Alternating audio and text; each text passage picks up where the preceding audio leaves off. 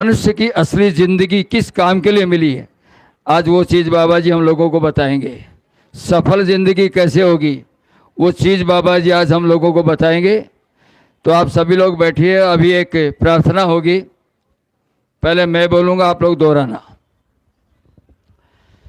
जीवन है बेकार भजन बिना दुनिया में, जीवन है बेकार भजन बिना दुनिया में, जीवन है बेकार भजन बिना दुनिया में, जीवन है बेकार भजन बिना दुनिया। बड़े भाग से नर तन पाया, बड़े भाग से नर तन पाया, बड़े भाग से नर तन पाया, बड़े भाग से इसमें भी गुरु गुण नहीं गाया, इसमें भी गुरु गुण नहीं गाया, किया न गुरु से प्यार भजन बिना दुनिया में, किया न गुरु से प्यार भजन बिना दुनिया में, जीवन है बेकार भजन बिना दुनिया में, जीवन है बेकार भजन बिना दुनिया में। माया ने तुझको बहकाया, माया ने तुझको बहकाया, माया ने तुझको बहकाया, माया ने तुझको बहकाया, संग चले ना तेरी काया, संग चले ना तेरी काया, क्यों बनता होशियार भजन बिना दुनिया में, क्यों बनता होशियार भजन बिना दुनिया में, जीवन है बेकार भजन बिना दुनिया में, जीवन है बेकार भजन बिना दुनिया में। धन दौलत और महल खजाने, धन दौलत और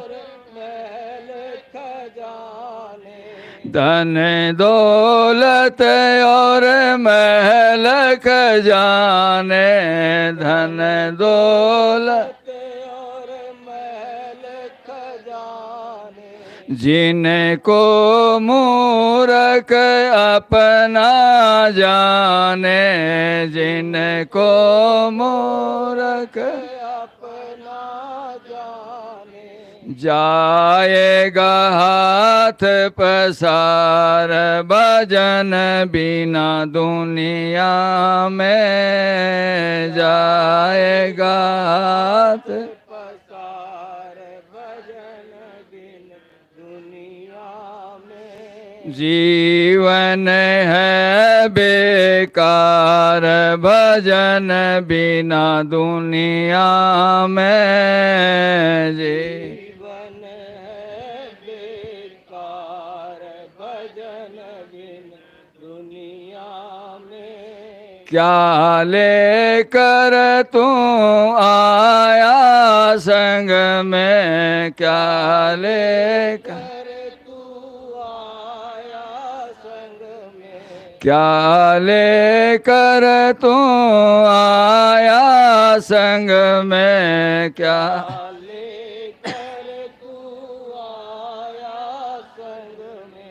क्या लेकर तू जाएगा संग में, क्या लेकर तू जाएगा संग में। रे मति मंद गवार भजन बिना दुनिया में, रे मति मंद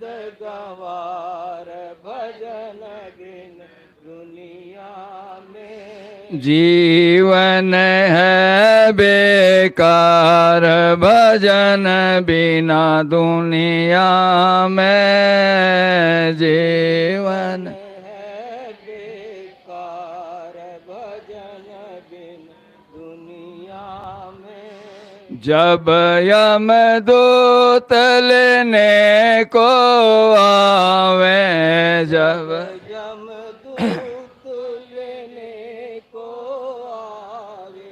जब यमदूत लेने को आवे, जब यमदूत लेने को आवे, रो रो करके तब चिल्लावे, रो रो करके पड़े करारी मार भजन बिना दुनिया में, पड़े करारी मार भजन बिना दुनिया में। जीवन है बेकार भजन बिना दुनिया में, जीवन बेकार भजन बिना दुनिया में। सतगुरु की तुम शरण में आओ, सतगुरु की तुम वक्त गुरु की शरण में आओ, वक्त गुरु की शरण में आओ। अपना जीवन सफल बनाओ, अपना जीवन तब होवे उदार भजन बिना दुनिया में, तब होवे उदार भजन बिना दुनिया में। जीवन है बेकार भजन बिना दुनिया में, जीवन है बेकार भजन बिना दुनिया में। जय गुरुदेव।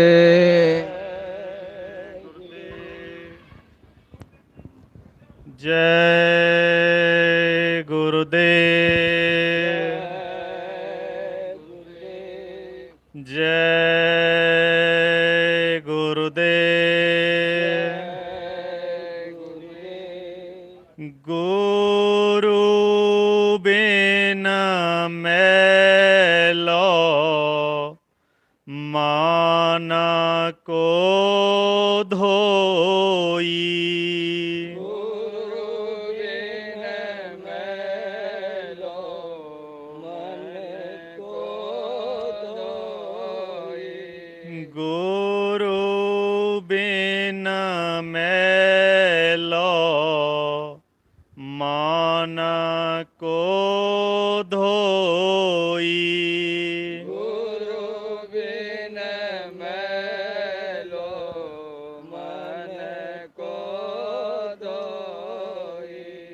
जन्म जन्म का लेख लागा। जन्म जन्म का लेख लागा। मन निज शोभा खोई। मन निज शोभा खोई। गुरु खोई। गुरु बिन मैलो मन को धोई। गुरु बिन मैलो मन को धोई। कोटि जतन कोई करे करे हारे। कोटि जतन कोई कर कर हारे। कागा हंस न होई। कागा हंस न होई। गुरु बिन मैलो मन को धोई। गुरु बिन मैलो मन को धोई। मन मलिन संग में हुई मैली। मन मलिन संग में हुई मैली। साई संग कस होई। साई संग कैसे होई। गुरु बिन मैलो मन को धोई। गुरु बिन मैलो मन को धोई। यहीं ते आज चलो मन मेरे। यही ते आज चलो मन मेरे। जहाँ सतसंग गुरु होई। जहाँ सतसंग गुरु होई। गुरु बिन मैलो मन को धोई। गुरु बिन मैलो मन को धोई। तू निरामल होए निज घर जाना। तू निर्मल होय निज घर जाना। मैं गुरु चरण समोई। मैं गुरु चरण समोई। गुरु बिन मैलो मन को धोई। गुरु बिन मैलो मन को धोई। गुरु बिन मैलो मन को धोई। गुरु बिन मैलो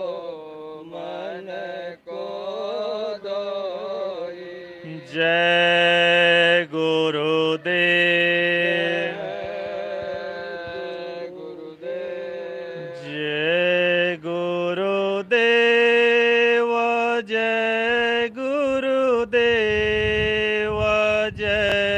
गुरुदेव जय जय गुरुदेव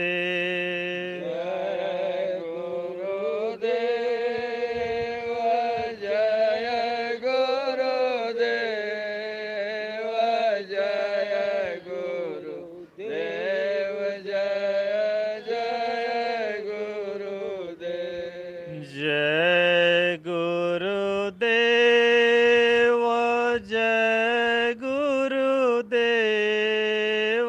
जय गुरुदेव जय जय गुरुदेव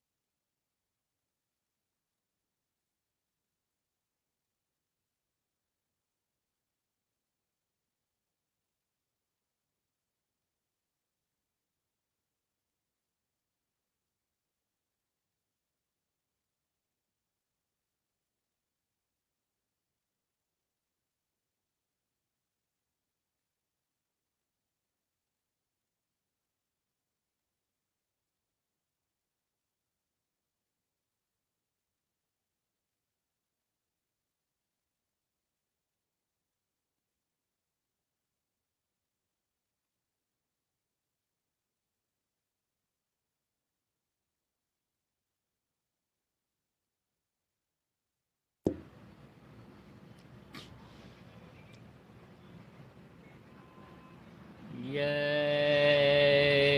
गुरुदेव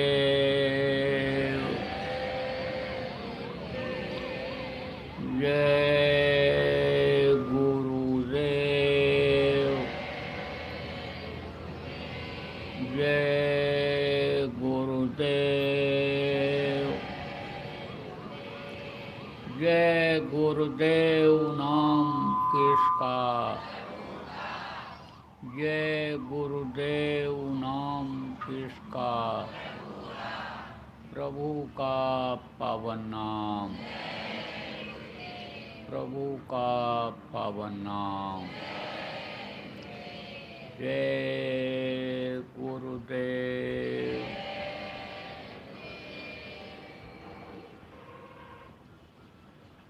मेरे प्यारे गुरु दातार मंगता द्वार खड़ा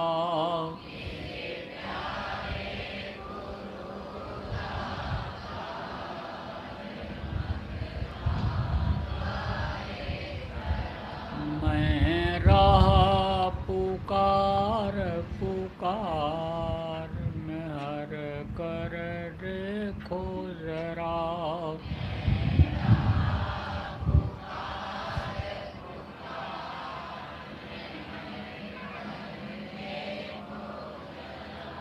मोहि दे जय भक्ति दान काल दुख बहुत दिया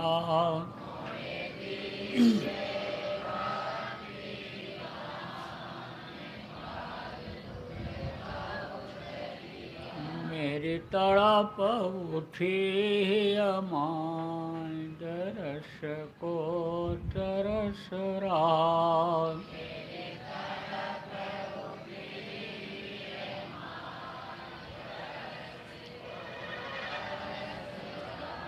बरसाओ घटाय पार प्रेम रंग दीजे बहार।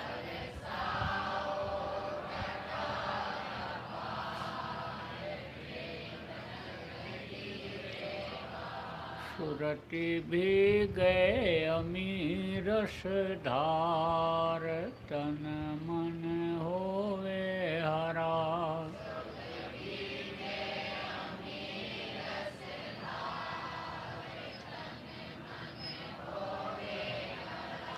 मेरा जीवन सफल हुई जाए तुम गुण गाऊं सदा।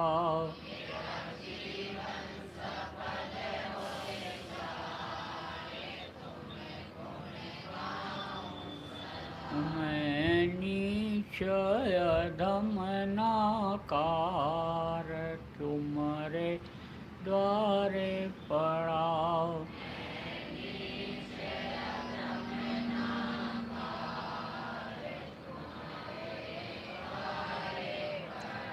मेरी बिनती सुनो दर प्यार घट उमगाओ दया।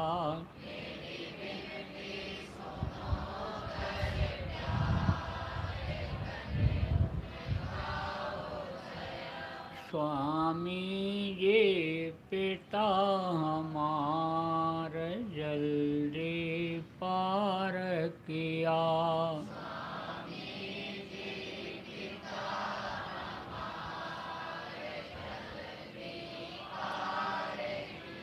जय गुरुदेव स्वामी पिता हमार जल्दी पार करो।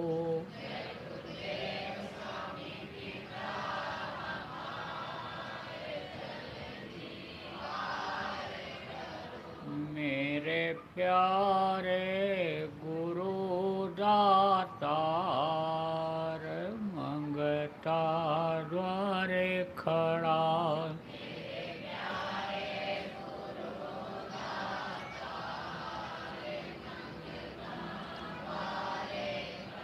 मैं रहा पुकार पुकार मेहर कर देखो जरा।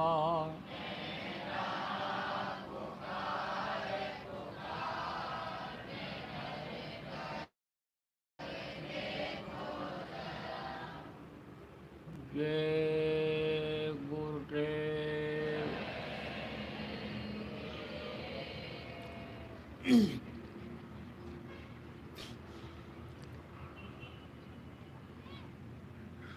सर्वसमर्थ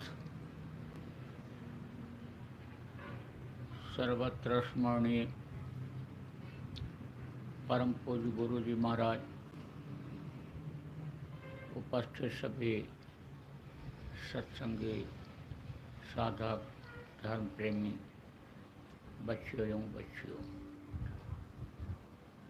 गुरु महाराज की अपार दया मेहर हुई और आज 13 मई 2022 को ठीकरिया जयपुर के बाबा जय गुरुदेव आश्रम पर ध्यान भजन के समय आपके दर्शन का अवसर मिला। जीवन में ऐसे समय लोगों को कम मिलते हैं कि जब एक साथ बैठ कर के काफ़ी तादाद में साधना की जाती है। दो वचन सत्संग के सुनने को मिलते हैं कि जिससे दुनिया की तरफ से उदासीनता आती है। जब सत्संग नहीं मिलता है, कुछ सुनने और समझने का अवसर जब आदमी को नहीं मिलता है, तब जो इन बाहरी आँखों के सामने उसको दिखाई पड़ता है, उन्हीं चीज़ों में वो फंस जाता है। और दुनिया की जितनी भी चीज़ें इन बाहरी आँखों से दिखाई पड़ती हैं, यह कुछ समय के लिए है, और एक समय जीवन का ऐसा आता है कि ये चीज़ें कोई काम नहीं आती हैं। जब शरीर छूटने का समय आता है तो यह सब यहीं छूट जाता है।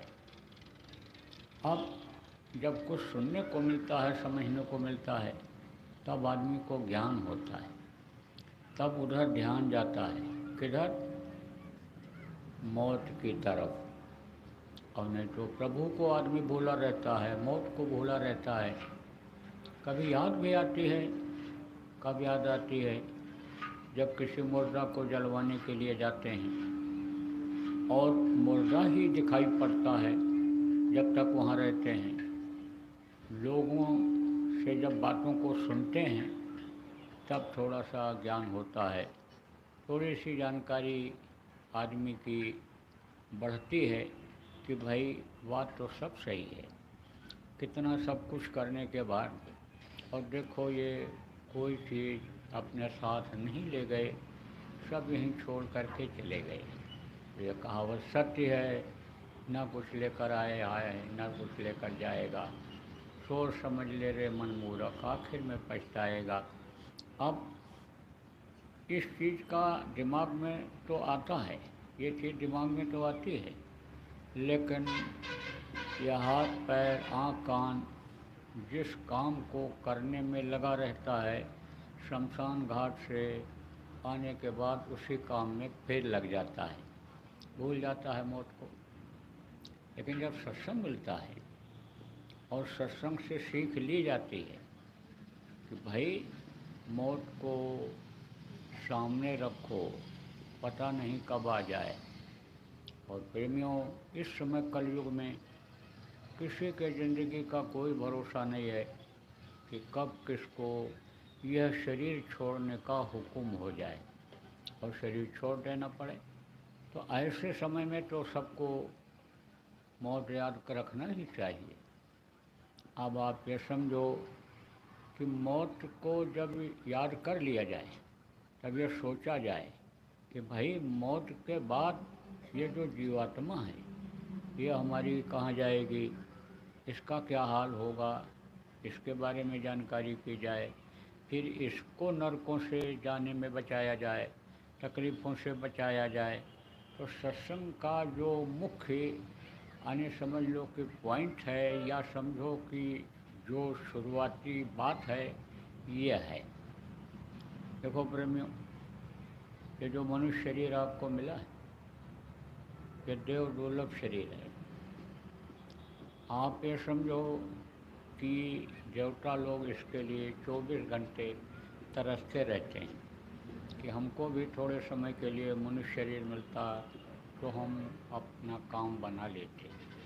आपको समझने की ज़रूरत है कि यह चीज़ याद रखना चाहिए कि अनमोल चीज़ है ये, इसकी कोई कीमत नहीं है मनुष्य शरीर की।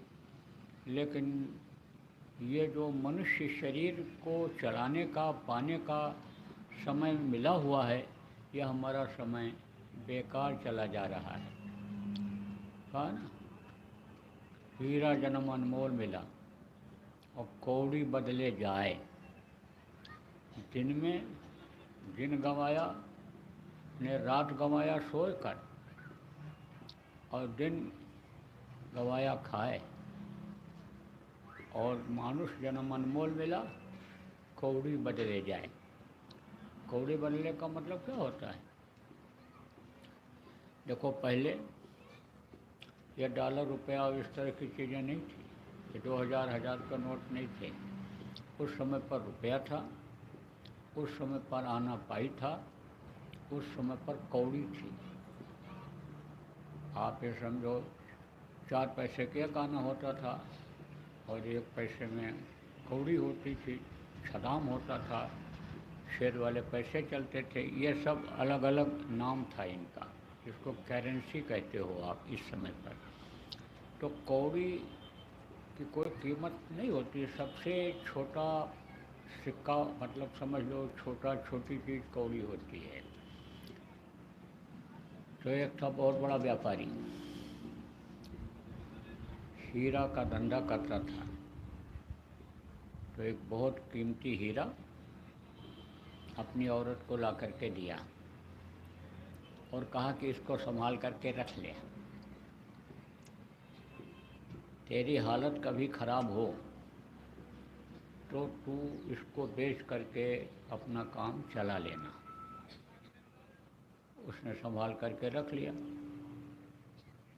जैसा मैंने बताया कि मौत किसी का इंतज़ार नहीं करती है कि यह काम कर लो तब जाओ, बिजनेस व्यापार सेट कर लो, बच्चों को पढ़ा लिखा के बड़ा कर लो, गृहस्थी सेट कर लो, तब तुम शरीर छोड़ो।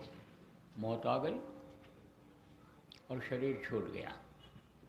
जब शरीर छूट गया तो कर्मचारी लोग दुकान चलाते थे, बेईमान निकल गए, खा गए सब पैसा, धंधा ख़त्म हो गया, खराब हालत हो गई। तो तब तक वो कुछ दिन तो चला धंधा, तब तक बड़े बच्चे भी बड़े हुए। अब पूंजी नहीं रह गई, काम बच्चे जानते नहीं थे, हालत ख़राब हो गई। जब किसी को कोई काम करना हो और सीख करके करे उस काम को, अनुभव करके, तब घाटा नुकसान नहीं होता है। और नहीं तो अब आजकल तो बड़ी ठगी, देखते रहते हैं किसके पास पैसा है, बस उसी से मिलते हैं, उसका पैसा विश्वास मिलाकर लगवा देते हैं और खा जाते हैं, वापस भी नहीं आता। नाम खाली रहता है कि इनकी फैक्ट्री है, इनकी एजेंसी है, इनकी दुकान है, और बस वो भी ख़त्म हो जाती, बंद हो जाती है। तो बच्चे बड़े हो गए। तो एक दिन औरत ने सेठ के उस हीरे को दिया और कहा, जा इसकी कीमत लगवाना, बेचना मत, अभी बगैर मुझसे पूछे बेचना मत, कीमत लगवाना, इसकी कीमत लगवा के आ। तो लड़का गया, तो जहाँ साग सब्जी खरीदने जाता था सबसे पहले वहीं गया। तो उसने देखा, कहा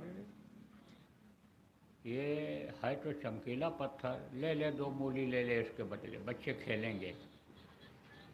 बोला नहीं हमको नहीं देना, आगे बढ़ गया। फिर गया राशन की दुकान पर गया, वहाँ दिखाया, कहा अरे ले ले 1 किलो चावल, चीनी ले ले, ये किस काम का है, ये तो पत्थर है रंगीन सफ़ेद, ये पत्थर है। फिर आगे बढ़ा तो कोई वहीं खड़ा था, खरीदने गया था, कहा ये तो बड़ा कीमती लग रहा है, तो चला जा सुनार की दुकान पर। उसने कहा कि ले ले 500 रुपया ये। अब जब दाम लगने लगा तो उसकी हिम्मत बढ़ गई। फिर गया हीरा के दुकान पर गया, दिखाया तो कहा कि हीरा तो है ही, लेकिन पता नहीं कैसा हो क्या हो, चल 1000 रुपया ले ले, 2000 रुपया ले ले, 1500 रुपया ले ले, ऐसे ही लगाया लोगों ने, कई जगह पर दिखाया हो। और जैसा जैसा जो पारखी था वैसा वैसा दाम लगाया उसका। तो एक व्यापारी ईमानदार था। कहते हैं ईमानदारी और मेहनत का काम करने वाला हमेशा सुखी रहता है, और बिजनेस व्यापार में तो हमेशा ईमानदारी रखनी ही चाहिए। तो ईमानदार था, बड़ा व्यापारी था। तो उसने देखा तो कहा, ये चीज़ मिली तुझको कहाँ? तो बताया कि हमारे पिताजी ने दिया था। कौन पिताजी? नाम बताया। कहा अरे हाँ, वो तो बड़े व्यापारी थे, बड़े पारखी थे, परख करके उन्होंने इसको खरीदा था। तो कहा देख, वो मोटर गाड़ियाँ, वो स्कूटर और वो सारी चीज़ें खड़ी हुई हैं। फिर उसको देखा और आगे गया, बढ़िया बढ़िया सोने चांदी के सब सामान, जेवर, ये वो सब। और कहने का मतलब प्रेमियों, पूरा समय उसने गंवा दिया, निकाल दिया, बेकार कर दिया, और ले नहीं पाया कुछ। कुछ नहीं ले पाया। अब आपको समझने की ज़रूरत है कि जब उसका 2 मिनट रह गया तब फिर जो सिपाही था, कर्मचारी था, उसने कहा कि तूने सारा समय तो कर दिया बर्बाद, तेरा 2 मिनट का समय रह गया है।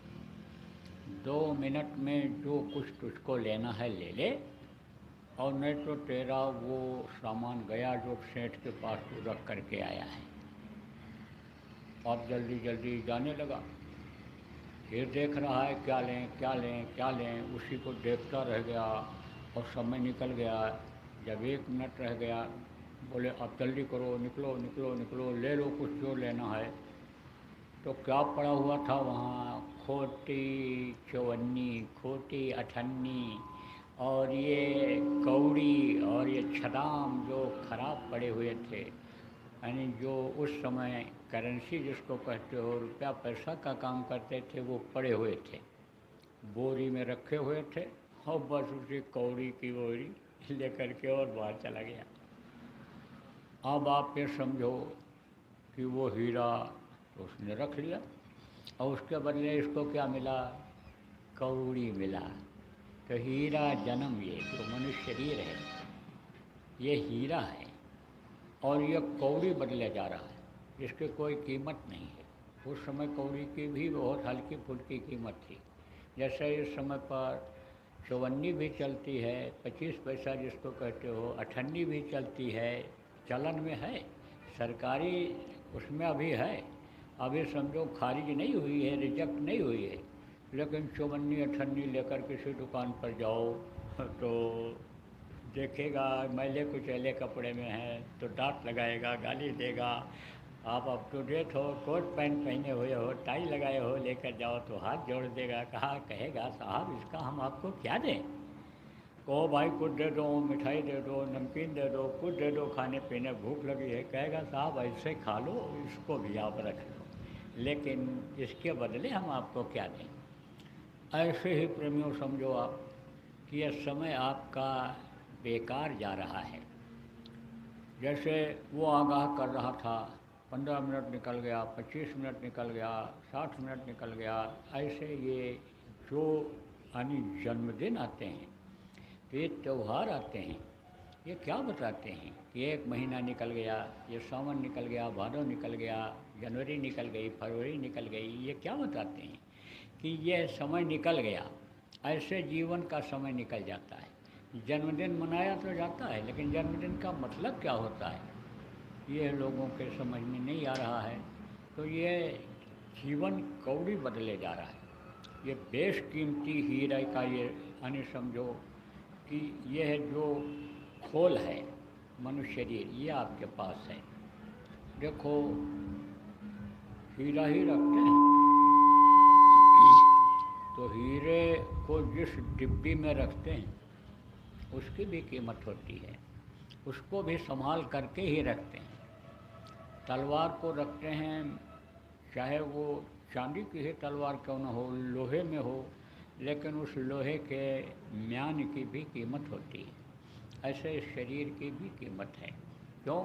क्योंकि इसके अंदर उस प्रभु की आत्मा है, कीमती चीज़ है वो।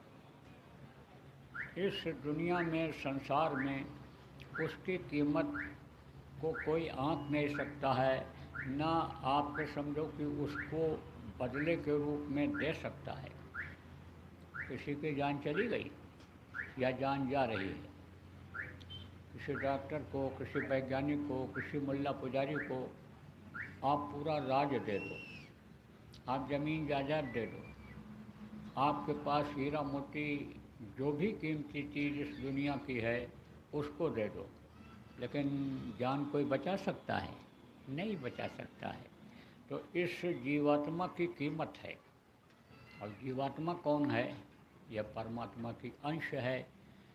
परमात्मा की यह समझ लो कि उस समुद्र की एक तरह से ये बूंद है, लेकिन यह उसी तरह से है कि जैसे स्वाति की बूंद होती है, सीप में पड़ने से, हाथी के कान में पड़ने से यानी सीप में पड़ने से मोती होती है, हाथी के कान में पड़ने से गजमुक्ता हो जाता है, ये सब कीमती चीज़ें हो जाती हैं, वही बूंद है। उसी तरह से है, तो आपको समझने की ज़रूरत है कि इसकी कीमत है, और ये जो खोल है इसकी भी कीमत है। आप ये समझो कि एक डिब्बी ऐसी होती है, एक डिब्बा कि जैसे जिसमें कोई सस्ती मद्दी मिठाई रख दो आप, और आदमी उसको खाया और फेंक दिया। और एक डिब्बी वो होती है चमकीली बढ़िया, यानी जो बनाते हैं लोग कि जिसमें से जेवर निकालती हैं ये औरतें और पहन लेती हैं, लेकिन उसको फिर संभाल करके रख देती हैं। उसी तरह से यानी ये आपका ये शरीर है, इसको हर कोई नहीं बना सकता है, यह प्रभु के दिए हुए मसाले से ही बना है। प्रेमियों, जितनी भी चीज़ें हैं सब आवाज़ से ही ये बनी हैं, आवाज़ से ही उतरी हैं, जिसको शब्द कहते हैं। आगे हम आपको बताएंगे अभी। तो शब्द से ही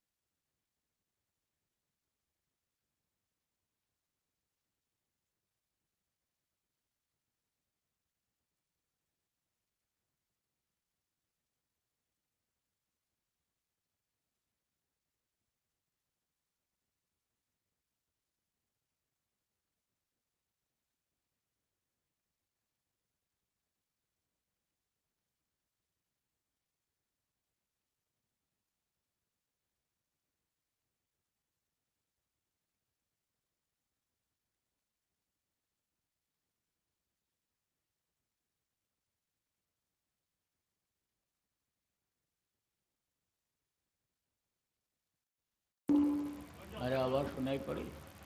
अच्छा,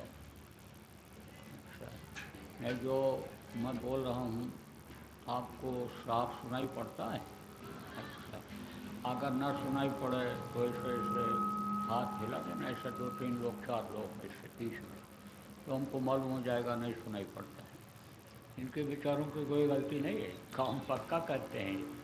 लेकिन 10 बजे आज ये फाइनल हुआ कि ध्यान भजन के समय पर कुछ सुना दिया जाएगा।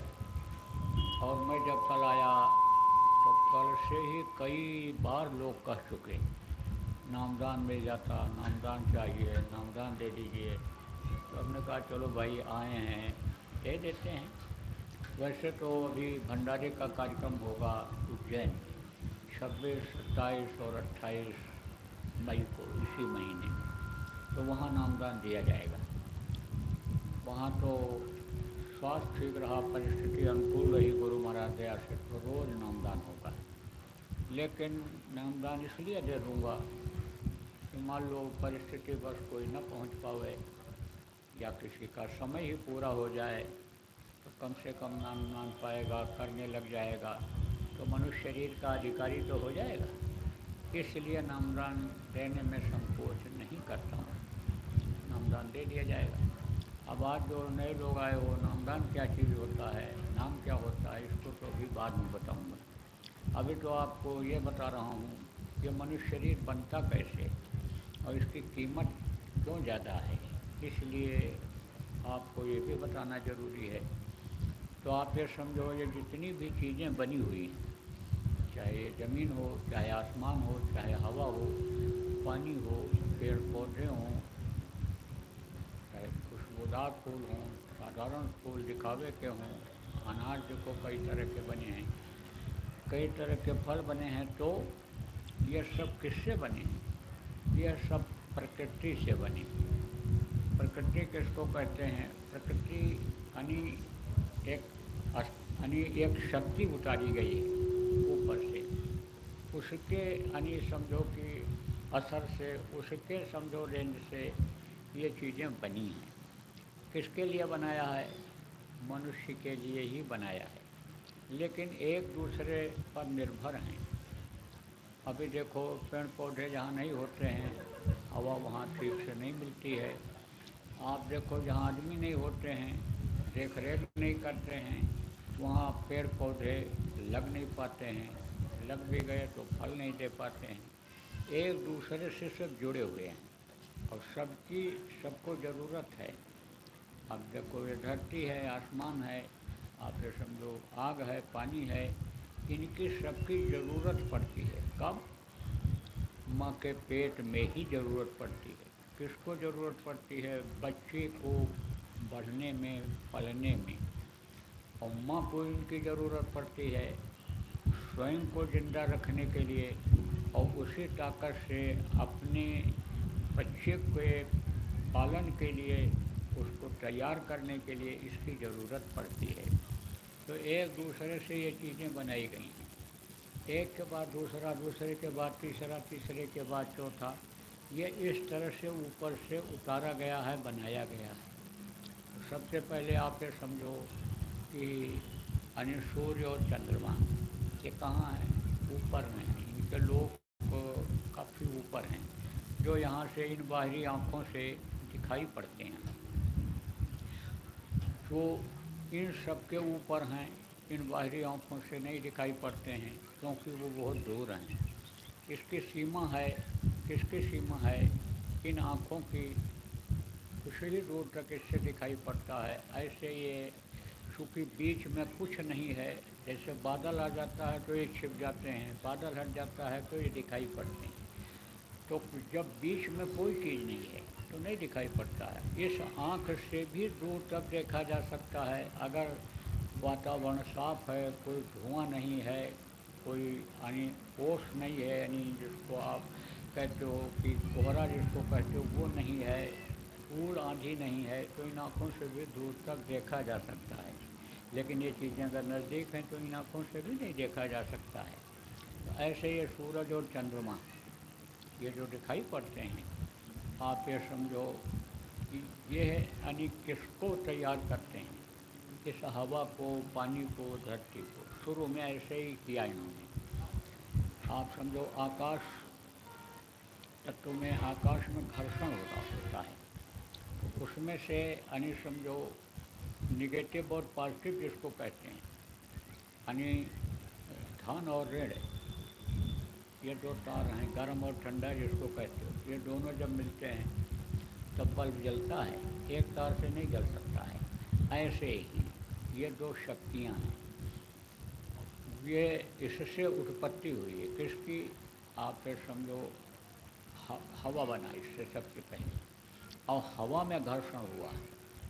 घर्षण ये होता है जैसे हवा तेल लगता है तो इसमें टकराता है, ऐसे हवा जब टकराया तो उससे यानी समझो कि क्या बना? अग्नि बनी, और अग्नि से फिर आप समझो कि पानी बना, और पानी से ये धरती बनी। ऐसे ही इन्हीं तत्वों से माँ के पेट में बच्चे की उत्पत्ति होती है। और आप ये समझो कि यह जो शरीर बनता है, यह 6 तरह की शक्तियाँ हैं। आप ये जो सत्संग सुनते रहते हो, उनको मालूम है, बताया गया है कि इन दोनों आँखों के ऊपर 4 दल कमल है। मन, चित्त, बुद्धि और अहंकार, ये चार के अलग अलग कमल हैं, ये स्थान है इनका। आप ये समझो इसके ऊपर 6 दल कमल है, तो वहाँ पर 6 तरह की शक्तियाँ हैं, जन्म, अष्ट, परिणामी, वृद्ध और क्षीर। इनका अलग अलग काम है। कोई शक्ति आप ये समझो जो सूर्य से पुरुष को वीर पैदा होता है और रज पैदा होता है चंद्रमा से, यानी उसको ये मिलाती हैं, जैसे जन्म शक्ति है। अष्ट उसको अलग करती है, परिणामी शक्ति उस पर पर्दा लगाती है, और फिर उसके बाद परिणामी वृद्ध शक्ति बढ़ाती है, जन्म अष्ट परिणामी वृद्ध और क्षीर शक्ति यानी अंग बना देती है, और मृत्यु शक्ति बच्चे को बाहर निकालती है। ये सारी शक्तियाँ माँ के पेट में रहती हैं और उसी से बच्चे को जन्म मिलता है, बनता है, पैदा होता है। लेकिन ये जो जीवात्मा है, यही इस शरीर के अंदर प्रवेश की जाती है, बनते समय ही प्रवेश कर दी जाती है। तो आप ये समझो कि जैसे एक कान यानी 2 कान आपके इधर शरीर में है, 2 आँखें हैं, और आप ये समझो ये दूसरी आँख है, नाक है। इसी तरह से आँख, कान, नाक जीवात्मा में भी है, लेकिन उसमें एक एक है, हर जीवात्मा में ये है। अब आप ये समझो 5 महीना 10 दिन का बच्चा जब माँ के पेट में हो जाता है तो जीवात्मा डाली जाती है। उस समय पर जीवात्मा की आँख से वो प्रभु का दर्शन करता है, और जीवात्मा के कान से वो आवाज़ सुनता है, उनकी आवाज़ को बराबर सुनता रहता है, और उन लोगों में जो खुशबू है उसको उन नाकों से सूंघता रहता है, उससे वो मस्त रहता है। नहीं तो माँ के पेट में तो मल मूत्र भरा रहता है, गर्मी रहती है, परेशान हो जाता है, लेकिन उसी से जिंदा रहता है। लेकिन जब बाहर बच्चा निकलता है तो अंदर का आँख, कान ये सब हो जाता है बंद। जैसे आँख के सामने आपके कोई से हल्का ही पर्दा डाल दे, लेकिन पर्दा पड़ गया तो देखना बंद हो जाता है, पहचानना ही बंद हो जाता है कौन आदमी खड़ा है। पर्दा हटा दिया जाए तो पहचान में आ जाए। ऐसे ही पर्दा किसका पड़ता है? माया का। माया किसको कहते हैं? रुपया, पैसा और इन औरतों को माया कहते हैं। अब आप तो अपनी ही औरत को माया कहोगे, ऐसा नहीं है। माँ भी माया का रूप है, बहन भी माया का रूप है, औरत भी माया का रूप है, लड़की भी माया का रूप है। ये सब माया है, तो इनका पर्दा पड़ जाता है। अब आप ये समझ लो कि औरत मर गई, मान लो किसी की, तो औरत का मोह हो गया खत्म। लड़की है तो लड़की का मोह सताएगा, और ज़्यादा मोह सताएगा। आप ये समझ लो कि अगर माँ मर गई, सब परिवार में बहन रह गई, तो उसका मोह सताएगा। तो यह सब क्या है? यह सब समझ लो कि यह माया है। गोचर जहाँ मन लग जाई, और सो सब माया जाने भाई, तो पर्दा पड़ जाता है, तो दिखाई पड़ना हो जाता है बंद। अब आप ये समझ लो कि जब बड़ा होता है बच्चा, तो हाथ से, पैर से, आँख से, कान से काम करता है, कान से सुनता है, आँख से देखता है, पैर से जाता है काम के लिए, हाथ से काम करता है, कुछ न कुछ करता है। तो कर्मों का जब विधान बनाया, तो जैसा समाज जिसको मिला, जैसा घर जिसको मिला, वैसे उसके कर्म आ गए। तो वो कर्म कहाँ जमा हुए? जीवात्मा के आँखों के सामने। तो वो पर्दा कर्मों के अनुसार और मोटा होता चला गया। तो प्रभु का दर्शन तो दूर रहा, यह भी भूल गया जीव कि हम कहाँ से आए हैं और कहाँ हमको जाना चाहिए, और किस काम के लिए यह मनुष्य शरीर मिला है, यह भी सब भूल गया।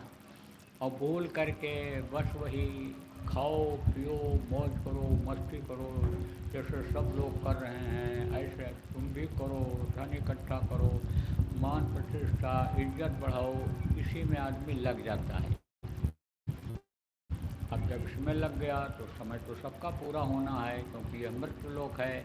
एक शेख राजा महाराजा चले गए, सेठ साहूकार चले गए, जो भगवान कहलाए राम कृष्ण ऋषभदेव, और जो पीर पैगंबर कहलाए मोहम्मद ईसा, ये देखो सब चले गए। तो जाना तो एक दिन पड़ेगा ही। तब जाएगा कहाँ? कर्मों के अनुसार। कर्म अच्छे रहेंगे तो कहाँ जाएगा? स्वर्ग वैकुंठ में चला जाएगा। और अगर कर्म खराब रहेंगे तो नरकों में जाएगा, गोते खाएगा, लेकिन अपने घर नहीं पहुंच पाएगा, अपने प्रभु के पास नहीं पहुंच पाएगा जहाँ से ये जीवात्मा नीचे उतारी गई है। उसके लिए किसकी ज़रूरत होती है? उसके लिए जानकार की ज़रूरत होती है। जैसे जाला माड़ा आँखों में आ जाता है तो कहते हो कि आँख वाले डॉक्टर को दिखाओ।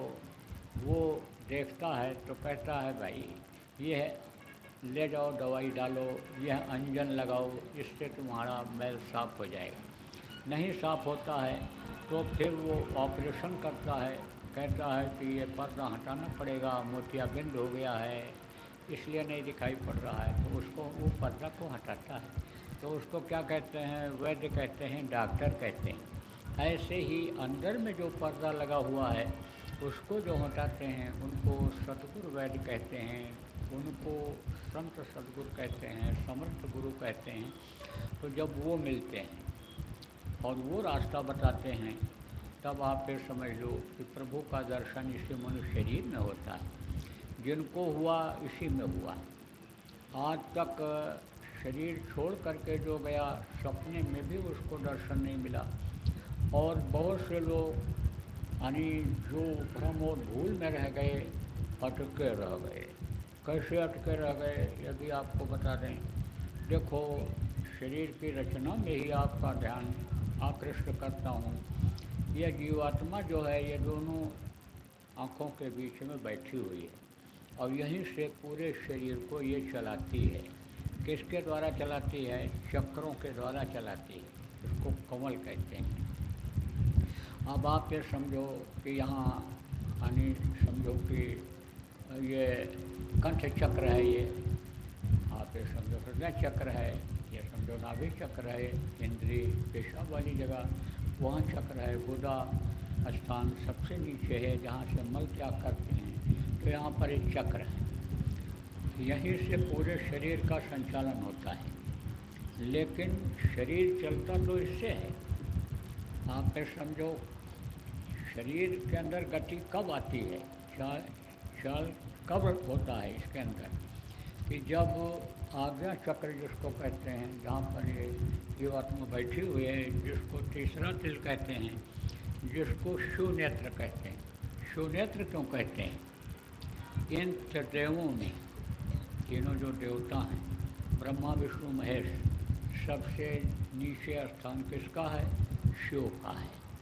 तो उस स्थान से शिवलोक दिखाई पड़ता है। जब मैल हट जाती है, जब गंदगी कर्मों की हट जाती है तो वो लोक दिखाई पड़ता है। तो जैसे दरवाज़ा होता है, उधर कोई मोहल्ला नूरी मोहल्ला है तो गेट जहाँ रहता है उस मोहल्ले का बना दिया लोगों ने, तो कहते हैं नूरी दरवाज़ा है। ये देखो भूटान का बॉर्डर है, ये देखो ये नेपाल का बॉर्डर है। इधर के लोग यानी समझो जो होते हैं बॉर्डर, वो जो जैसे आप समझो भूटान का ही समझ लो, तो जयगांव के जो लोग हैं बिल्कुल एकदम मिला हुआ है। ऐसे जैसे ये गेट है और यहाँ पर आप यानी समझो पश्चिम बंगाल जिला में होगा, आप समझो उधर चले जाओ, इसी गेट के बाहर उधर चले जाओ तो भूटान है, एकदम बिल्कुल मिला हुआ है। लेकिन वो कहते हैं कि भूटान का गेट, और भूटान वाले कहते हैं कि वो इंडिया का गेट।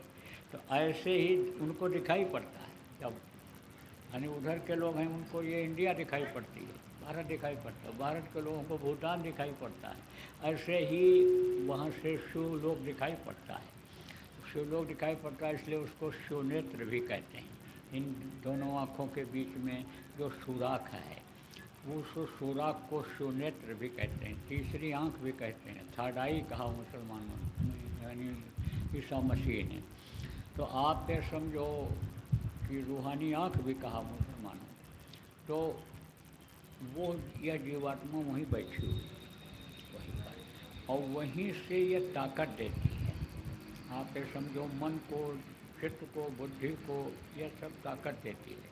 तो मन को जब ताकत मिला तो मन ने शरीर से कहा कि समझो कि अब चल पड़ो, तो यह हरकत में आ जाता है शरीर। ऐसे चल फिर नहीं सकता है।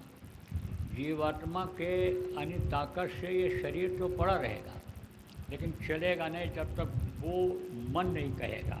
तो मन को वहाँ से ताकत मिलता है और फिर आदमी चिंतन करता है और फिर इच्छा करता है चलने की, तब चलता है, तब काम को करता है।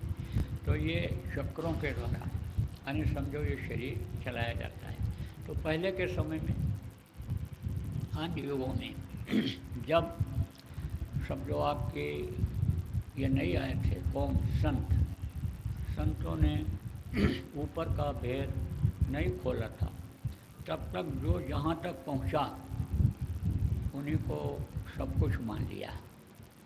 देखो आत्मदर्शी कहा गया। आत्मदर्शी किसको कहते हैं? जो अपनी आत्मा को देख लेता है। तत्वदर्शी भी उसको कहते हैं जो आत्म साक्षात्कार कर लेता है, जिसको इतना ही पता चल जाता है कि हमारे अंदर बहुत ताकत है, बहुत शक्ति है, हम बहुत बलवान हैं। तो वो अपने को ही सब कुछ मानने लग गए कि हम ही सब कुछ हैं। अहम ब्रह्मास्मि बोले और आगे बढ़े तो ऊपर के लोक में गए तो वहाँ पर उनको वो शक्ति मिली, तो उन्हीं को सब कुछ मान लिया और आगे बढ़े तो बहुत लोग हैं। आप समझो कि ये सारे के सारे तो लोक ही हैं। ये सूर्य लोक, चंद्र लोक, पवन लोक, अब ये जितने देवता हैं ये सब वरुण देवता, इनका सबका लोक ही है। आप ये समझो 33 करोड़ दुर्गा, 10 करोड़ शंभू, इनके लोक ही लोक हैं ये सब। तो आप ये समझो उसके ऊपर शिव लोक, विष्णु ब्रह्मा लोक, विष्णु लोक, इनकी माँ आद्या का लोक, पिता का लोक, ये सब लोक ही लोक हैं। तो आप ये समझ लो कि ये जो नीचे के लोक हैं इनमें आप ये समझ लो कि जो कोई पहुंच जाता है तो वो तो ये समझता है आखिर यही है और हमको मुक्ति मोक्ष मिल गया, लेकिन मुक्ति मोक्ष नहीं मिलता है। मोक्ष मुक्ति का मतलब क्या होता है? जो नए लोग हो जहाँ से वापस फिर ना लौटना पड़े। जैसे मुक्ति धाम होता है, शमशान घाट जिसको कहते हो, वो डाले जाते हैं तो वहाँ से वापस नहीं लाते हैं। ऐसे ही यानी समझो जब ये जीवात्मा अपने घर वतन मालिक के पास सतदेश सचखंड जिसको कहा गया, जब गुरुदेव धाम जब ये पहुँचती है तब ये वापस नहीं आती है। और नहीं तो बीच के जितने भी इधर के यानी समझो कि ब्रह्म स्थान तक के जितने हैं ये सब यानी समझो कि नासवान हैं, ये अविनाशी नहीं हैं। तो ये परिवर्तन इनमें होता रहता है, बदलाव होता रहता है, इनका स्थान अलग होता रहता है। जैसे गद्दी से उतरते हैं ऐसे इन देवताओं के जो राजा वो भी उतारे जाते हैं, दूसरा उस स्थान पर बैठता है, लेकिन उनको समय ज़्यादा मिलता है वहाँ रहने का। और मनुष्य का समय निश्चित है, 100 वर्ष की उम्र कलयुग में बताई गई, वो भी नहीं आदमी पूरा कर पा रहा है इस समय पर। तो इनका निश्चित है, कम है उम्र। सबसे समझो उम्र यानी जो ये पतंगे हैं, छोटे छोटे कीड़े हैं, यानी इनकी होती है। फिर उसके बाद में पक्षियों की होती है। फिर जो बड़े होते हैं जैसे बैल, भैंस, ये सब जैसे 4 पाँव वाले हैं कुत्ता, इनकी उम्र ज़्यादा होती है, मनुष्य की और ज़्यादा होती है। ऊपरी लोगों में जो अन्य जीव हैं उनकी उम्र ज़्यादा होती है, लेकिन सबको शरीर छोड़ना पड़ता है। ऐसे यहाँ भी बदलाव, वहाँ भी बदलाव होता रहता है। तो संत जब आए तो संत तो जहाँ से ये जीवात्मा उतारी गई है नीचे, यानी वहाँ का भेद बताया, वहाँ का भेद खोला, और वहाँ से जो भेजे गए इस काम के लिए वही संत कहलाए, वही सद्गुरु कहलाए, वो पूरा भेद बताए। तो इधर लगभग 400 वर्षों में यानी समझो कि बहुत से संत आए। सभी लोगों ने यही बात बताया कि मनुष्य शरीर के अंदर ही देवी देवताओं का दर्शन हो सकता है, मनुष्य शरीर के अंदर ही परमात्मा का दर्शन हो सकता है, शरीर छोड़ने के बाद कुछ नहीं होता है। देखा भी लोगों ने, दर्शन भी किया लोगों ने, तभी तो लोगों के अंदर ज्ञान हुआ, शक्ति आई। तमाम उदाहरण इस तरह के हैं कि देखो इच्छा लोगों ने किया और वो काम उनका पूरा हो गया। दुनिया की चीज़ें ये अपने आप मिली। आप ये समझो कि ऊपरी लोगों की भी चीज़ें लोगों को प्राप्त हुई जब वहाँ पहुँच गए। मोटे रूप से आप देखो, मोटे तौर से आप ये समझो कि भाई दुनिया किसने बनाया? प्रभु ने बनाया।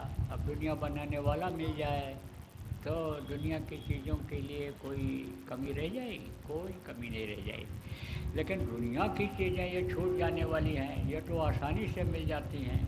और जो दुनिया बनाने वाले को बनाया, अगर वो मिल जाए तो फिर तो आपको क्या कहना है। फिर तो आप चाहो तो इनको दुनिया बनाने वाले को भी बना सकते हो।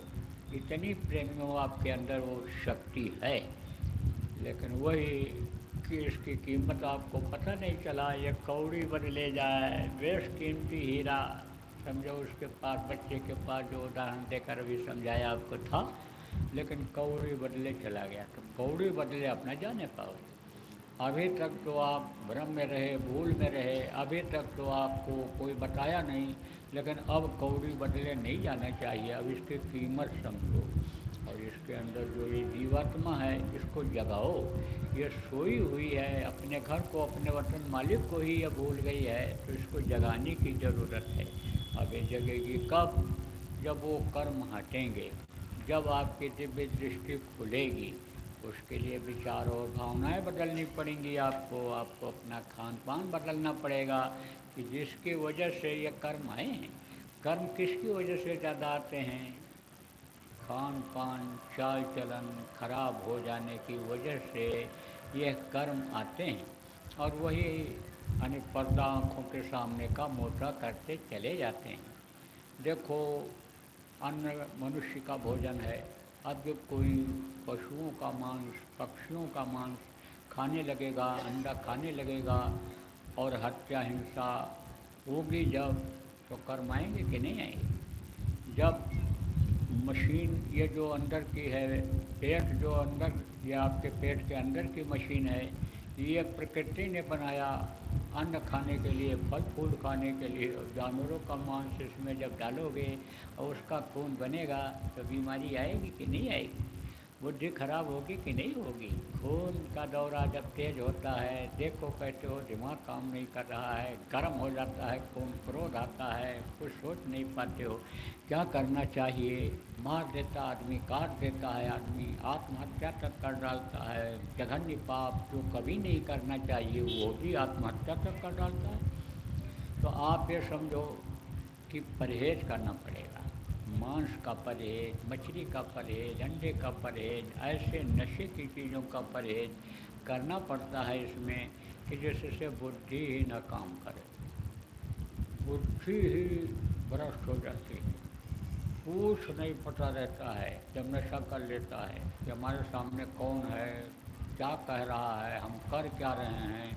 नशे में देखो बुरा से बुरा काम लोग कर बैठते हैं। इसलिए जब इससे परहेज करो, नहीं तो एक बार कर्मों की धुलाई भी हो गई, एक बार सफाई भी हो गई और परहेज नहीं किया तो फिर आँख खराब होती है कि नहीं होती है। एक बार ऑपरेशन करा के आ जाओ, डॉक्टर बताओ चश्मा लगाना है, रोशनी नहीं पड़नी चाहिए, धूल गर्द नहीं पड़ना चाहिए, आपने परहेज नहीं किया, ध्यान नहीं दिया, तो फिर आँख के सामने वही धूल गर्द जमा हो जाएगा, पर्दा जमा लग जाएगा, दिखाई नहीं पड़ेगा। इसलिए परहेज करना भी जरूरी है। आप ये समझो, संतों का काम क्या होता है, महात्माओं का काम क्या होता है? जीवों को समझाना, बताना, उनके अंदर की सफाई करना। गुड़ धोबी, सिसका पड़ा, साबुन से जनहार, सूरज शिला पर धोइए और निखरे रंग अपार। तो आप ये समझो गुरु को क्या होते हैं? धोबी क्या गए गुरु को? गुरु महाराज को भी लोग धोबी कहा करते थे। वो बड़ा प्रचार हुआ शुरू में, संतों का बड़ा विरोध होता है, बहुत विरोध। तो विरोध जब शुरू हो जाता है समझो संतों का काम चालू हो गया, शुरू हो गया। तो गुरु महाराज का भी बड़ा विरोध किया लोगों ने, और धोबी हैं, इनको तो सवर्णों को यानी अपनाना नहीं चाहिए, इनका चेला नहीं बनना चाहिए। हम लोग भी नामदान लेकर जब आए तो हमारे भी परिवार में लोग कहते थे, अरे तुमको कोई ब्राह्मण गुरु नहीं मिले, तुम अच्छे खानदान के, कुल खानदान के ब्राह्मण, और तुम अपनी धोबी के चेला बन के आ गए। बड़ा प्रचार हुआ। लेकिन गुरु महाराज ने फिर उसको अपनी बातों से काटा, बातों को। देखो, मैं जाति का धोबी नहीं हूँ, मैं मन चित्त बुद्धि अंतःकरण का धोने वाला धोबी हूँ। तो गुरु के कौन क्या होते हैं? अंतरात्मा के धोने वाले धोबी होते हैं। जो मैल जमा है आँखों के सामने उसको धोने वाले धोबी हुआ करते हैं। तो गुरु धोबी शिष्य का कपड़ा, शिष्य क्या होता है? कपड़ा होता है, जैसे गुरु धोता है। और सूरत शिला पर, सूरत माने ये जीवात्मा है।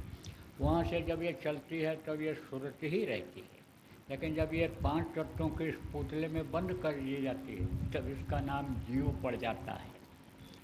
आप ये समझो कि जीव, शिव और हंस जब इस शरीर में रहती है, जीव रहती है, फिर आगे बढ़ती है, शिव कहलाती है। फिर जब ये मानसरोवर में स्नान कर लेती है, हंस रूप हो जाती है, तब इसको यानी सूरत को, फिर उस शब्द को ये पकड़ के सतलोक में पहुंच जाती है। तो आप ये समझो कि जीव, शिव और आप ये समझो कि सूरत। तो सूरत यानी को सूरत शिला और धोइए और निकले रंग अपार। तो जरूरी है। तो कुछ तो गुरु करते हैं और ज़्यादा शिष्य को करना पड़ता है। शिष्य अगर न करे और गुरु एक बार सफाई कर दे, जैसे धोबी एक बार कपड़ा धो करके आपको दे देता है, पहनते हो, अब उस पर अगर उसी दिन मैल लगा लो, गंदगी लगा लो, या धूल पड़ गई, ना झाड़ो ना साफ करो तो गंदा होगा नहीं होगा। इसी तरह से सफाई खुद को करना पड़ता है। सफाई नहीं करोगे फिर गंदगी आ जाएगी। तो गंदगी रहेगी तो फिर आपका समय बेकार चला जाएगा, ऊपर नहीं बढ़ पाओगे, अपने वतन अपने मालिक के पास, घर अपना जो अशिला घर है वहाँ नहीं पहुँच पाओगे। तो प्रेमियों, जिनको आपको गुरु महाराज जैसे गुरु मिल गए और नामदान मिल गया, नामदान क्या होता है यह भाई आपको बताऊंगा। नामदान जो लोग लेने आए हैं बताना जरूरी है। पीछे के जो लोग हो नामदानी, आपको बहुत बार बताया भी गया, गुरु महाराज भी बताते रहे। तो नामदान जिनको मिल गया, आप गंदगी न जमा होने दो। और ये जो सुमिरन ध्यान भजन गंदगी को साफ करते हैं, यानी बराबर करते रहो। अब सुमिरन ध्यान भजन भी आपका बराबर नहीं हो पाता है। सत्संग जब सुनते हो, दुनिया से उदासीनता आती है, और प्रभु पर जब आपको भरोसा होता है कि जो पैदा होने के पहले माँ के स्तन में दूध भरता है, परवरिशों करता है, देता वो है, खिलाता वो है, जब उस पर भरोसा आता है तब दुनिया की चीज़ों को कमाने में, इकट्ठा करने में, लोभ लालच कम करने में आपकी इच्छा बनती है कि भाई न इकट्ठा किया जाए, वो तो देगा ही देगा। अजगर करे न चाकरी, पंछी करे न काम, दास मरुका कह गए सबके दाता राम। तब उदासीनता आती। अब बस उसके बाद कुछ समय बीतने के बाद न सत्संग मिलने के कारण, प्रेमियों से न मिलने जुलने के कारण, सत्संग की बातें न सुनने के कारण, सत्संग की बातें न पढ़ने के कारण, अन्य समझो कि वो चीज़ भूल जाता है और फिर उसी में लग जाते हो, फिर उसी में लग जाते हो।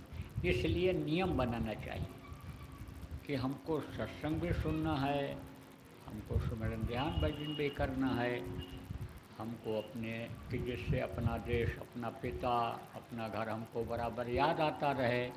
तो ये सारी चीज़ें जरूरी हैं। सत्संग, सेवा और भजन संतों ने कहा ये प्रमुख अंग हैं, यानी समझो जीव के उद्धार के लिए। तो बराबर करना चाहिए। देखो, शरीर के यानी अंगों से ही पाप इकट्ठा होता है, गंदगी इकट्ठा होती है। अब शरीर से जब सेवा करते रहेंगे, तन मन धन 3 चीज़ बताई गई। शरीर के लिए यानी समझो ये सब करते हैं, सफाई करते हैं शरीर का, शरीर को चलाने के लिए धन इकट्ठा करते हैं, मन लगाते हैं। तो कहा गया इनसे सेवा करते रहना चाहिए कि जिससे ये जो गंदगी इकट्ठा हो रही है वो यानी ख़त्म होती जाए, कर्म उससे कटते जाएं। जिससे कर्म इकट्ठा होते हैं उसी से कर्म यानी कटते भी हैं। आप ये देखो कि जैसे गंदगी से ये दाद खार ये सब हो जाता है। अब आप ये समझो कि गंदगी से इकट्ठा होता है, अब वो गंदी चीज़ लगाने से समझो कि वो कटता भी है उससे। आप ये समझो कि उसी से कहीं खुजली हो रही हो, आप समझ लो कि रक्त में विकार आया या कोई ऐसी चीज़ लग गई है, तो उसी पे आप देखो बहुत से लोग अपना थूक लगा देते हैं, यह भी जहरीला होता है। जितनी बाहर निकलने वाली चीज़ें होती हैं सब जहरीली होती हैं, चाहे नाक से निकले, चाहे मुंह से निकले, चाहे टट्टी पेशाब के रास्ते से निकले, ये सब जहरीली होती हैं। तो कहते हैं जहर जहर को मारता है। तो कर्म जिससे इकट्ठा होते हैं उसी से कटते भी हैं। ये इकट्ठा शरीर से ही होते हैं, और शरीर के सेवा से, भजन से ही, शरीर को साधने से ही, बैठने से, साधना करने से शरीर के ये कर्म कटते हैं। तो ये कर्मों को आपको काटना भी ज़रूरी है आज के समय में, क्योंकि पहले तो निश्चित रूप से ये नियम बना रखा था लोगों ने कि 1 घंटा पूजा पाठ कुछ न कुछ अपने अपने तरीके से करना ही करना है। जिसको मालूम हो जाता था कि इस तरह से भगवान की पूजा की जाती है, कुछ न कुछ लोग करते ही रहते थे। लेकिन अब तो यानी सबसे बड़ा पूजा पाठ आदमी का बस यही रुपया, पैसा, धन जिसको कहते हो, यानी वो हो गया। तो अब इस समय तो बहुत ज़रूरी है। जो लोग नए लोग आए हो, आपको बताऊंगा रास्ता है। गुरु महाराज हमारे ये रास्ता बताते थे। इन्होंने बहुत से लोगों को नामदान दिया और लोग पर लोग बनाने का रास्ता इन्होंने बताया। गुरु महाराज का आदेश हुआ तो अब मैं भी आपको बता रहा हूँ, बताऊँगा। तो देखो, नामदान, नाम का दान, नाम के बदले कोई चीज़ लेना नहीं है, क्योंकि वो इतनी कीमती चीज़ है कि उसके बदले आप कुछ दे नहीं सकते हो। दुनिया की कोई भी चीज़ ऐसी उसके बदले देने वाली नहीं है। वो इतना कीमती है, बेशकीमती है। तो आप दोगे क्या? इसलिए आपको दिया जाएगा दान के रूप। अब वो कौन नाम है? वो उस प्रभु का नाम है जिसको लोगों ने अनामी कहा। सच पूछो तो उसका कोई नाम ही नहीं। आप ये समझो, वो तो जैसे एक हवा होती, हवा की तरह से एक है, आवाज़ की तरह से एक वो है, उसका तो कोई नाम ही नहीं, वो अनामी है। जब वो शक्ति, अनामी की शक्ति नीचे उतरी तो उनका नाम पड़ता गया। आप ये समझो कि जैसे यह हवा चलती है, तो यह हवा चलती है तो जब यह पहाड़ पर हवा रहती है, जहाँ बर्फ़ जमा रहता ऊंचाई जगह पर, तो इसको ठंडी हवा कहते हैं। जहाँ बीच में कहीं आती है तो हवा कहते हैं। और इधर जब आ गई आपके गर्मी वाली जगह पर तो इसी को लू कहने लगते हैं। ऐसे ही उन शब्दों का भी, जैसे जो शब्द उतरा नीचे का और जहाँ जहाँ रुका वहाँ वहाँ का स्थान का नाम पड़ गया, वहाँ जो यानी शक्तियाँ उतरी ऊपर से, उनको जो संभालने वाले थे उनका नाम पड़ गया। तो जहाँ तक नाम है, आप ये समझो, वहीं तक संतों ने बताया है, नाम का भेद खोला है। और उसके ऊपर तो वो सब अलग है, अगम है और अनामी है, तो उसका नाम क्या बताएंगे। जहाँ तक यानी शक्ति तो वही है, लेकिन ये नाम अलग अलग यानी समझो कि यानी ये उतरे। तो कुछ नाम ऐसे हैं कि जो यानी समझो कि आते हैं, रहते हैं, शक्ति है ये। और वहाँ के लोगों से जो नाम यहाँ आते हैं, रहते हैं, लेकिन वो ख़त्म हो जाते हैं। जैसे आप ये समझो कि शक्ति आई, किसके अंदर आई? राम के अंदर आई। शक्ति आई ऋषभदेव के अंदर आई। शक्ति आई मोहम्मद साहब के अंदर आई। शक्ति आई ईसा मसीह के अंदर आई। उनकी शक्ति किस लोक की थी? ईश्वर लोक की शक्ति थी। आप ये समझो, सब उससे ऊंचा स्थान जो अविनाशी नहीं हैं, ख़त्म होने वाले हैं, उनको अविनाशी नहीं कहते। अविनाशी किसको कहते हैं? जो कभी ख़त्म ना हो। तो वो शक्ति कौन थी? ब्रह्म शक्ति वाले कौन थे? कृष्ण थे। लेकिन इनका समय था जब ये शरीर के अंदर शक्ति थी और थे, और समझते हैं। अनामी लोग वो तो रहता ही रहता है। आप समझो कि अनामी लोग, सतलोक, अलख लोक, अगम लोक, अनामी लोक, वो लोग तो यानी रहते ही रहते हैं। इधर नीचे के यानी समझो मृत लोग, स्वर्ग लोग, वैकुंठ लोग, ये सब लोग, यह सब बदलते रहते हैं। यह सब इसमें परिवर्तन होता रहता है, ये ख़त्म होते रहते हैं। ये ज़रूर है कि समय ज़्यादा लगता है, लेकिन ये बदलते रहते हैं। तो एक नाम तो वो हुआ करता है जो मुँह से लिया जाता है, और जो वो शब्द वाला नाम जिसको कहा गया, ध्वन्यात्मक नाम जिसको कहा गया, आप ये समझो कि यानी एक नाम से ही वो उतरा, लेकिन वो ख़त्म नहीं होता है। तो वो है 5 नाम। और जिसका नाम होता है उसका रूप होता है, उसका स्थान होता है, उसकी आवाज़ होती है। जैसे आपका नाम है, आपका रूप है, आपका स्थान है, आपकी आवाज़ है, ऐसे ही इनकी आवाज़ है, आप ये समझो इनका रूप है। अब ये आवाज़ उतरी तो ये कही, लेकिन जब लोगों से नीचे उतरी तो ये बदलती चली गई। मोटे तौर से आप ये समझो कि जैसे पहाड़ का झरना है, नीचे जब गिरता है तो उसकी आवाज़ अलग रहती है। पहाड़ों से नीचे आया, ज़मीन पर आया तो आवाज़ बदल जाती है। नदी में आती है तो आवाज़ बदल जाती है। नदी से जब बहा ऊपर ज़मीन पर तब उसकी आवाज़ बदल जाती है। ये गंगोत्री से उतरी हैं, ऋषिकेश में आती, यहाँ आती हैं हरिद्वार में, तो उनकी आवाज़ बदल जाती है। इधर जब आप समझो त्रिवेणी संगम में आती हैं तो आवाज़ बदल जाती है। यही गंगा जब गंगा सागर में पहुँच जाती हैं तो इनका अस्तित्व बहुत कम रह जाता है। फिर तो समुद्र का लहर, समुद्र की आवाज़ वो हो जाती है। तो ये इसी तरह से आवाज़ें उतरती गई। अब सुनने में भी ऐसा होता है, जैसे दूर कहीं बहुत दूर बाजा बज रहा हो तो दूर की आवाज़ आपको कम सुनाई पड़ेगी, नज़दीक में बज रहा हो तो इन बाहरी कानों से तेज सुनाई पड़ता है। ऐसे ही ऊपर की आवाज़ें ये धीरे धीरे धीरे धीरे ये कम होती गईं, और समझो जैसे कोई बहरा आदमी हो तो उसको कुछ नहीं सुनाई पड़ेगा नज़दीक का। तो आप समझो इसी तरह से ये कान अंदर का एक तरह से बहरा जैसा हो गया। जैसे इन कानों में मैल जमा हो जाती है तो नहीं सुनाई पड़ता है, नसें कमज़ोर हो जाती हैं बुढ़ापे में तो नहीं सुनाई पड़ता है। ऐसे ही समझो कि जीवात्मा के यानी कान के सामने जब वो पर्दा लगा तो आवाज़ सुनाई नहीं पड़ी, खुल जाए तो अभी सुनाई पड़ने लग जाए। जैसे कान के मैल को हटा देते हो, जैसे ये व्यायाम कसरत करते हो, सांसों को रोकते हो, कान से निकालते हो, तो वो नसें जो ब्लॉक हो रही हैं खुल जाती हैं। इसी तरह से आप ये समझो कि वो अंदर का कान भी खुल जाता है, तो वो आवाज़ बिल्कुल साफ सुनाई पड़ने लग जाती है। नहीं तो किसी को मिलोनी, किसी को सीटी, किसी को कुछ, किसी को कुछ सुनाई पड़ता है। तो आपको बताऊंगा सुनने के लिए भी, और देखने के लिए भी आपको बताऊंगा ऊपरी लोगों को, और आपको समझो कि यानी दिखाई पड़े और सुनाई पड़े, उसके लिए ये खुश हो जाएं कि जिनको देखना है और आप आवाज़ लगाओ, आप उनको याद करो, आपको देखें और अपनी तरफ बुला लें। उसके लिए आपको सुमिरन करना बताऊंगा, सुमिरन सिखाऊंगा। तो आप समझो 5 नाम, 5 रूप, 5 स्थान और 5 की आवाज़, ये मैं अभी आप जो नए लोग आए हो नामदान लेने के लिए आपको बताऊंगा।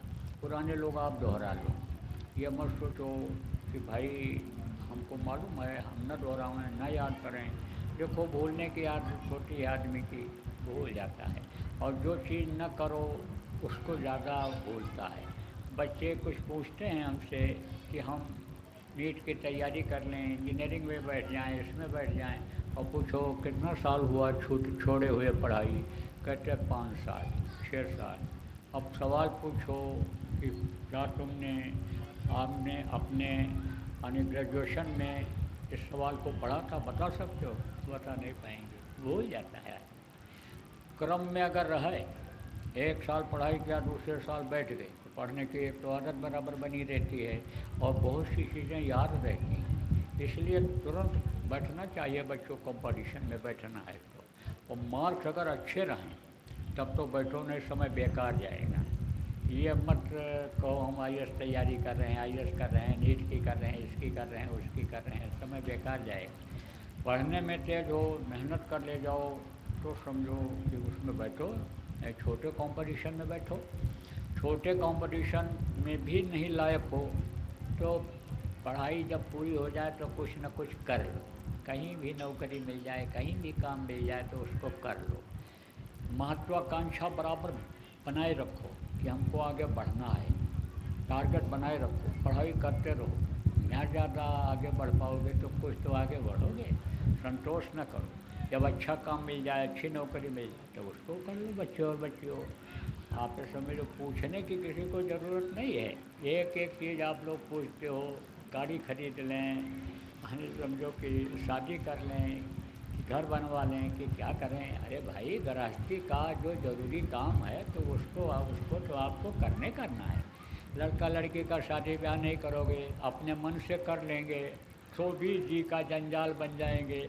नहीं सेट होने वाली लड़की है, घर में ले आओगे तो तलाक का मुकदमा चालू कर देगी, दहेज का मुकदमा चालू कर देगी। तो वो तो आपको देख करके समझ से सब करना ही करना है। तो उसको पूछने की ज़रूरत नहीं। छोटी छोटी चीज़ों को मत पूछो। संगत बहुत बढ़ रही है, एक एक आदमी को कहाँ बताया जा सकता है। तो आप समझो प्रेमियों कि 5 नाम, 5 रूप, 5 स्थान और 5 की आवाज़, ये मैं भी आपको बताऊंगा। तो पुराने लोग दोहरा लो, याद कर लो। भूल गए हो तो उसको ठीक से फिर आप समझ लो, याद कर लो। और नए लोग आप याद करो। 5 नाम, 5 रूप, 5 स्थान, 5 की आवाज़ जो मैं आपको बताऊंगा उसको आप याद करो। जितना कर सकते हो याद कर लो। ना याद कर पाओ तो लिखा हुआ कागज़ यहीं अभी मैदान में आपको मिल जाएगा। ना मिल पावे तो पुराने लोगों से पूछ करके लिख लेना। और जब याद हो जाए तो कागज़ को फाड़ करके कहीं सुनसान जगह पर फेंक देना। बताना मत किसी को। अगर आप बता दोगे तो उसका तो कोई फ़ायदा होने वाला नहीं है। क्यों? क्योंकि एक समय पर आप इतिहास उठा करके देख लो, एक समय पर एक ही आदमी को नामदान देने का अधिकार दिया गया। संतों की परंपरा में, संतों की वंशावली में आप देख लो, बहुत से लोगों ने अपनी दुकानें खोल ली, शाखाएँ उसमें बना लिया एक ही नाम पर। जैसे आप देखो कबीर साहब के नाम पर बहुत मठ बन गए। आप देखो और जो दादू के हैं और जो राधा स्वामी के हैं और जो देखो जय गुरुदेव नाम पर भी बहुत से लोग बना रहे हैं अपना अपना अलग एक तरह से मिशन चलाना चाहते हैं। लेकिन नामदान जो असली चीज़ है उसको देने का अधिकार केवल एक को ही दिया जाता है। तो समझो कि गुरु महाराज ने आदेश दिया, इस नचीज को दबाया था, कुछ नहीं जानता था, गुरु ने इस लायक बनाया तो आपको नामदान दिया जाएगा। ऑनलाइन नहीं दिया जाता है क्योंकि सामने होना चाहिए, मुंह से वो बोलें और कान से सुनना चाहिए अपने, तब वो समझो प्रत्यक्ष माना जाता है। ऑनलाइन में क्या होता है, आप समझो वीडियो कॉन्फ्रेंसिंग में क्या होता है, फोटो ही देखता है आदमी, मुँह की आवाज़ सुनाई पड़ती है लेकिन असली आवाज़ मुँह की जो होती है वो नहीं आती है। कुछ न कुछ उसमें मिलावट रहती है, कुछ न कुछ हो जाती है। वो मशीन के द्वारा जो यानी प्रसारित की जाती है उसमें कुछ न कुछ यानी समझो उसका असर आ जाता है। इसलिए मुँह से सुनना ज़रूरी होता है। तो आप ये समझो कि आपको नामदान दिया जाएगा, आप किसी को बताना मत, ये चीज़ याद कर लो। आप बताओगे उसका कोई फ़ायदा नहीं होगा। आप समझो उसकी गारंटी नहीं होती है। गारंटी किसकी होती है? जो अपने कान से सुनता है। गुरु का सीधा संबंध उससे उस समय हो जाता है। समझ लो कि जो नामदान सुनता है, ग्रहण करता है, सुनने वाले भी बहुत होते हैं, लेकिन जो इच्छा लेकर के आते हैं, जिनकी इच्छा होती है, उनको वो अपना लेते हैं। कहते हैं भगवान भाव के भूखे होते हैं। आप देखो भाव का भूखा कौन होता है? ये जानवर भी भाव के भूखे होते हैं। कोई जानवर को आप पाले हुए हो, खूब प्रेम से उसको सहलाओ, नहलाओ, खिलाओ, तो वो देखो पूँछ हिला देता है, चाटने लगता है। ऐसे कुत्ता जिसको कहते हो चाटने लगता है, प्यार से ऐसे पैर रखने लगता है। सिखा दो तो बच्चे की रखवाली करने लगता है। आप ये समझो कोई अगर बिल्ली पाले हुए हो, तोता पाले हुए हो, जिसको वो खा के अपना पेट भर सकता है, उसकी भी वो रखवाली कर लेता है। तो आप तो समझो कि भाव अगर जिनके अच्छे होते हैं उनको जो है भक्ति का फल मिलता है, भक्ति वो सीख पाते हैं। तो आप ये समझो कि आप बताना मत प्रेम किसी को, आप बता दोगे उसका कोई फ़ायदा नहीं होगा। और ये जो नाम बताऊंगा ये धनी अगर नाराज़ हो गए तो कहीं आपका नुकसान हो जाए, तो नुकसान का कोई भी काम मत करना। दूसरी चीज़ आपको और बताता हूँ, आपको अभी ध्यान लगाना सिखाऊंगा और भजन करना सिखाऊंगा। ध्यान का मतलब आँख से देखना, अंदर वाली आँख से देखना। भजन का मतलब क्या है, अंदर वाले कान से सुनना। और सुमिरन बताऊंगा आपको, सुमिरन का मतलब उनको याद करना। इससे मन रुकता है, मन उनकी तरफ लगता है, ध्यान की तरफ लगता है, भजन की तरफ नहीं तो यह मन भागता रहता है, दौड़ता रहता है। तो ध्यान का तरीका जब बताऊंगा तो आप ध्यान लगाओगे और मन आपका ध्यान में लगेगा तो आपको अंदर में कुछ दिखाई पड़ेगा। वो जिसको गैबी आवाज़ कहा गया, आकाशवाणी कहा गया, जिसको साउंड कहा गया, वो आपको सुनाई पड़ेगा। तो उसको जब सुनोगे तो मस्त हो जाओगे। ऊपरी लोगों का दृश्य नज़ारा जिसको कहते हैं उसको देखोगे मस्त हो जाओगे। तो मस्ती में देखो आदमी झूमने लगता है, नाचने लगता है, उसको कुछ नहीं पता है कि हमारे कपड़े कैसे हैं, हमारा अन्य अंग कैसा चल रहा है, कुछ नहीं, इतना मस्त हो जाता है। तो जब मस्त हो जाओगे तो बताने लगोगे लोगों को, और जैसे बताओगे तो बंद कर देगा, फिर वो चीज़ दिखाई सुनाई नहीं पड़ेगी। तो उसके लिए तड़प जगेगी। जैसे मीरा को तड़प जगती थी, पागल हो जाती थी, जब दर्शन नहीं मिलता था पागल हो जाती। कहा रात दिन महीने न आवे, आवे अन्न पानी कुछ नहीं पता। और छोड़ छोड़ करके महलटारी भक्ति की कोई रास्ता बता दे कि जिससे उस प्रभु का दर्शन हो जाए, खोजती रहती थी कोई भी वैद्य मिल जाए जो हमारी इस पीड़ा को, दर्द को मिटा दे। ऐसी तकलीफ होती है। इसलिए बताना मत बच्चों और बच्चियों किसी को, जो कुछ भी दिखाई या सुनाई पड़े। तो 5 नाम बताऊंगा। ये वो नाम है कि जिसको संतों ने पंच नाम कहा। पंच, कबीर साहब ने कहा कि पंचे शब्द निर्माइल बाजे। ये पांचों शब्द सुनाई पड़ते हैं, आवाज़ सुनाई पड़ती है, ये बजते रहते हैं, ये आते रहते हैं, अपने घट में ऐसे उतरते रहते हैं। यानी कहा राधा स्वामी, जिनको शिवदयाल जी महाराज, यानी जिनको राधा स्वामी कहते हैं, शिवदयाल जी महाराज को, उन्होंने इसी को कहा कि घर में घर गुर दिखला में, पंच शब्द गुण सुनवा में। तो समझो कि ये 5 ध्वनि ध्वन्यात्मक नाम है, ये 5 नाम ये है। आप ये समझो पंच शब्द यानी मिल मंगल गाना, तो गोस्वामी जी महाराज ने भी लिखा है।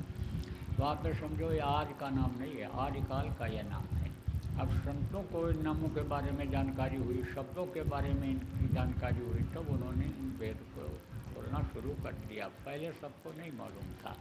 तो ये 5 नाम, 5 रूप, 5 स्थान, 5 जगह, यह मैं अभी आपको बताऊंगा, समझाऊंगा, रटाऊंगा, याद करूंगा। 3 चीज़ आप और समझो, सुमिरन, ध्यान और भजन। सुमिरन किसको कहते हैं? माला जपने को। ध्यान किसको कहते हैं? आँख से देखने। वो हमें करना है और हम करेंगे। परहेज क्या है? मांस मत खाना, किसी भी पशु का हो, पक्षी का हो। अंडा किसी भी पक्षी का हो, अंडा मत खाना। आप ये समझो। और ऐसे नशे का सेवन, शराब जैसे बुद्धिनाशक नशे का सेवन मत करना कि जिससे बुद्धि खराब हो जाए, पागल हो जाओ, होश में नहीं रह जाओ, गलत से गलत काम शरीर को हो जाए। ऐसे नशे का सेवन मत करना। और बच्चों, दूसरी औरतों से अब दूर रहना, बच्चियों पर पुरुष से अब दूर रहना। अभी तक जो गलती किसी से बन गई उसके लिए आप माफ़ी मांग लो, उस मालिक से क्षमा मांग लो, और अब गलती नहीं होगी इसके लिए आप संकल्प बना लो। बाकी आपको न घर छोड़ना है, न ज़मीन जायदाद छोड़ना है, न बाल बच्चों को छोड़ना है, न अपना जाति धर्म जिसको मानते हो उसको छोड़ना है। आपको बुराइयों को ज़रूर छोड़ना है। जिस चीज़ को समझ रहे हो कि यह बुरा है, उस बुरा काम को मत करना, बुरी चीज़ को मत अपनाना, अच्छाई को अपनाओ, अच्छे लोगों का साथ करो, ये ज़रूर आपको करना है। मेहनत और ईमानदारी की कमाई करके बरकत लेना है। खास चीज़ बरकत होती है, बहुत पैसा आता है लेकिन रुकता नहीं है। जैसे जुआरी जीत करके लाता है, चोरी करके लाता है लेकिन रहता नहीं उसके पास, लेकिन जो मेहनत कर लाता है उसके पास लक्ष्मी रुक जाती हैं। तो ऐसे इन चीज़ों को, जो मोटी मोटी चीज़ों को है, जिसको आप अपना सकते हो, इसको तो आपको अपनाना है। तो बैठो, मारो पालसी, जो नाम बोलूँगा आप बोलना, और जब मैं बोलना